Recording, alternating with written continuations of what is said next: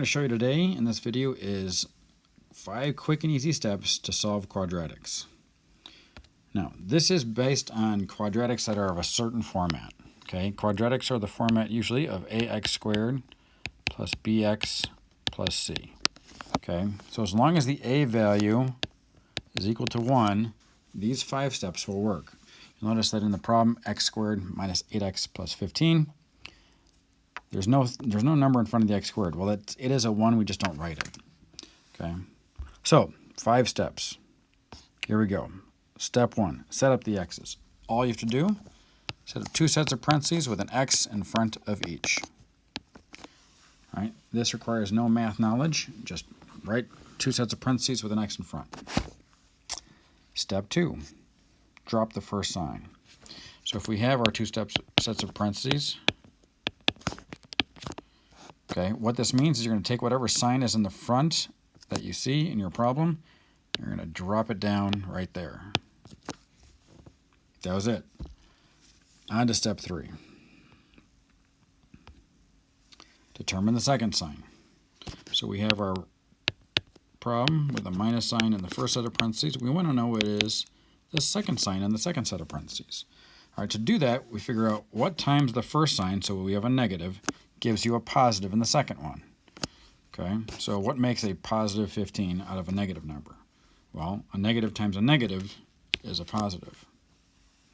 Okay, that's it. So what times the first sign gives you the second sign in the problem? Okay, again, so far, not really a lot of math going on here. So this should make this somewhat simple. Okay, step 4. Now we got to get some math going here. So we got to find the factors of c. So the factors are 1 times 15 and 3 times 5. Okay, now if the signs in your parentheses, let's show you how they look again, are the same, you're going to add the 2 numbers to give you that middle number. If the signs in your parentheses that you have are different, you're going to subtract the 2 numbers of your factors. Okay, since the signs are the same, we're going to add the numbers. So that means 3 and 5 are the ones that are going to work, because 3 plus 5 is 8. Now you're thinking, well, but it's negative 8. Hold on. That's what step 5 is. Put whatever is the largest number of your factors, put that first. So it goes x minus 5, because 5 is bigger than 3, and x minus 3. And you've just factored that quadratic. And you're done. Okay, let's look at some examples.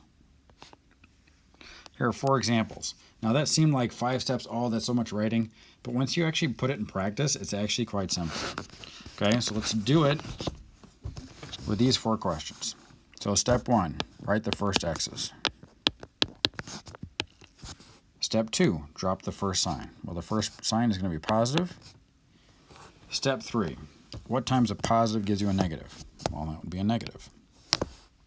All right, step 4, find the factors of 48. So we have 1 times 48, we have 2 times 24, we have 4 times 12, we have 6 times, 6 times 8? Okay, that's kind of about it, I think, maybe. Okay, so now, out of all these factors, and again, we want to figure out which number is going to give you a 2. Now, because the signs are different, you're going to subtract your 2 factors.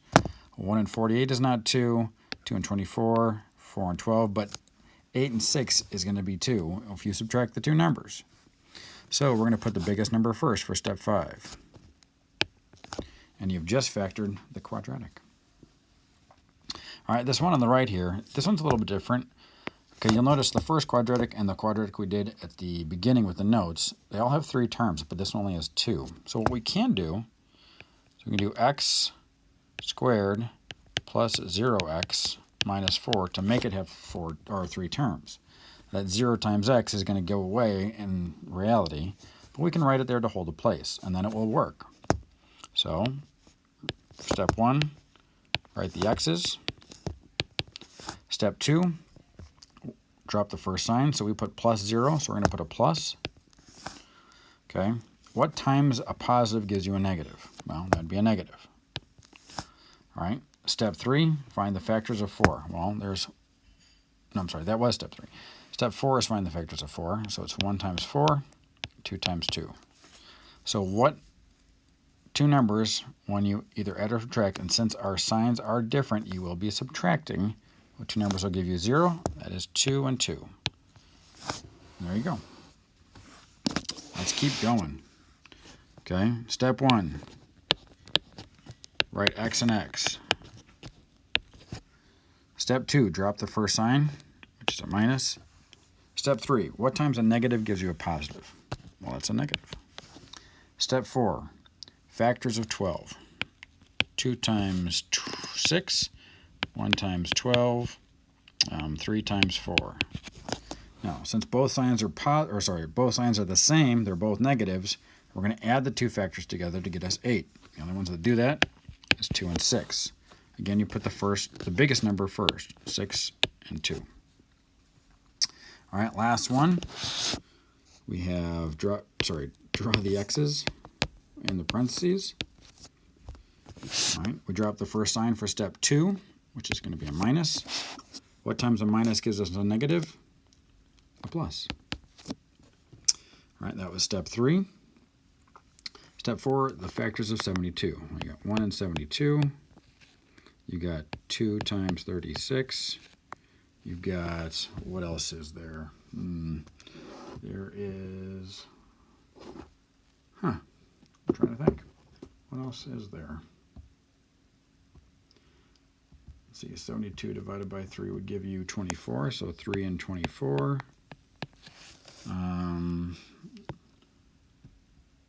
Let's see, there's 4 and 18. There is 6 and 12. It's a little bit more involved. There is 8 and 9. Okay. Now, since the signs in our parentheses are different, we're going to look to subtract. So what two numbers, when you subtract them, give you 1?